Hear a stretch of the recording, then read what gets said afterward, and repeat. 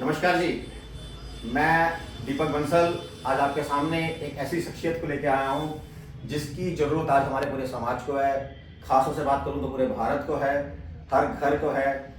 तो आप पूछेंगे कि ऐसी शख्सियत क्या है और क्या कर रही हैं। जी हाँ, वो मीना जैन जी हैं जो आप सबके घरों में खुशियाँ लाने का काम कर रही है।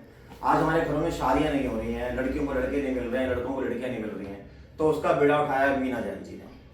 मीना जैन जी की जो एक संस्था ही कहूँगा, क्योंकि ये काम संस्था ही कर सकती है। एक संस्था के रूप में ये इन्होंने हमारे देश में, हमारे समाज में जो एक बीड़ा उठाया है कि घर घर में, हर घर में खुशी देनी है शादी के माध्यम से।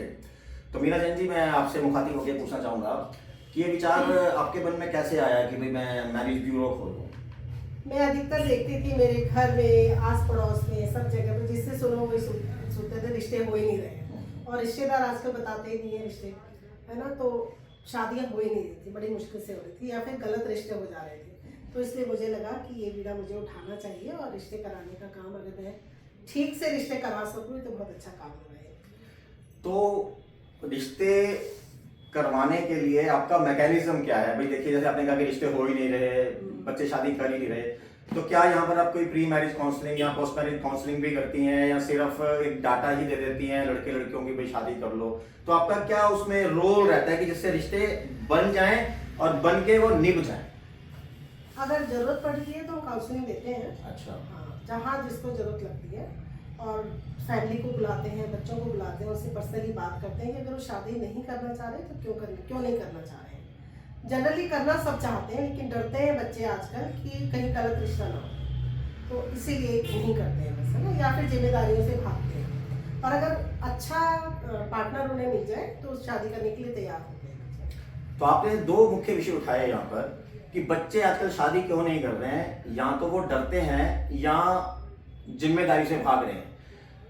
मीना जी, आपने बातें तो बड़ी एक अहम उठा दी हैं, पर कहीं ना कहीं इसको सोचकर मैं चिंतित हो गया हूँ कि हमारे समाज के बच्चे शादियों से क्यों डर रहे हैं और जिम्मेदारी से क्यों भाग रहे हैं। इसके पीछे भी तो आपका कुछ चिंतन होगा।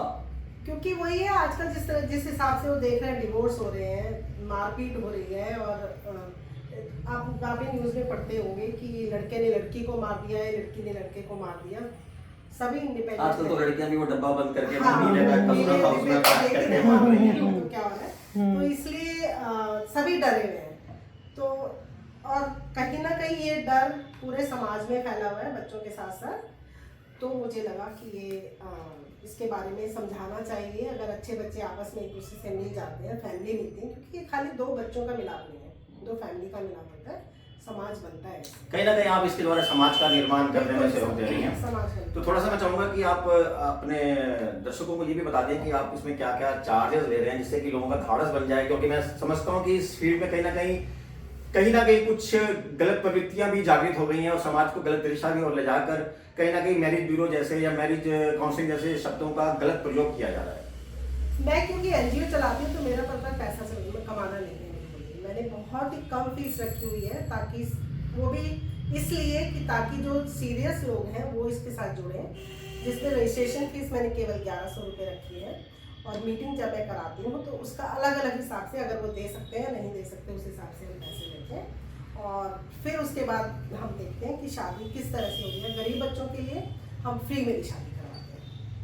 एक बार मैं आपसे एक बार प्रार्थना करूंगा कि एक बार अपना नंबर आप बोल दें, जिससे कि आपको लोग कांटेक्ट कर सकें। मेरा नाम मीना जैन है, मेरा नंबर है 9818358354। मैं सरस्वती विहार में एक ऑफिस है मेरा, और सेकंड ऑफिस मेरी ब्रांच है ये रोहिणी में, सेक्टर 7 में। तो आप जब भी किसी को भी जरूरत पड़े तो प्लीज मेरे साथ कांटेक्ट कीजिए। हम यूं ही जल्दी और यूं ही आपको अच्छी से अच्छी शख्सियत से मिलाते रहेंगे। जय श्री राम। धन्यवाद। एंड वाला नहीं आया, फोन आ गया किसी कोई का। गल नहीं, जो आगे वो थोड़ा सा एडिट कर देंगे। हाँ, चल देख तो हो गया ना।